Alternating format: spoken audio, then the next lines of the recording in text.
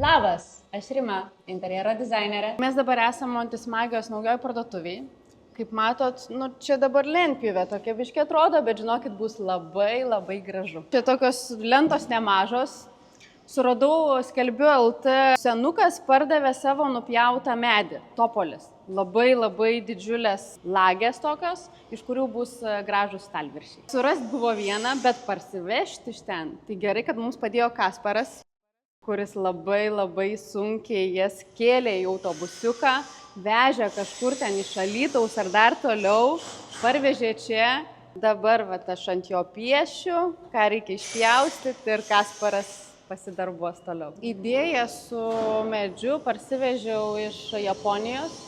Labai man patiko jų konceptas, kaip jie pernaudoja medį.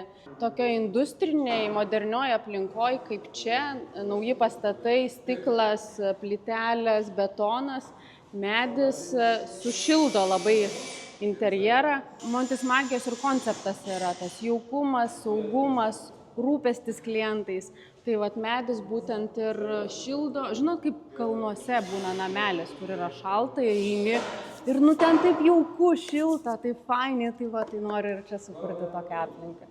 Stengiamės panaudoti kuo daugiau antrinių produktų, tai yra nepanaudojamų jau daiktų kažkokių, tai kaip pavyzdžiui čia šviestuvai viršui padaryti yra sugalvota iš senų virvių, kurios nebenaudojamos, faneros plokštė, sugalvota konstrukcija ir tiesiog prie jų pritvirtinti šviestuvai. Stilistika tai yra rustik modernioje aplinkoje, kaip pavyzdžiui ir šitą šviestuvą. Jį taip pat suradau iš Skelbiu LT, iš žmonių nupirkom, bet labai gerai atitinka man tą rustik stilių, tai grubus metalas, stiklas, tai puikiai tinka.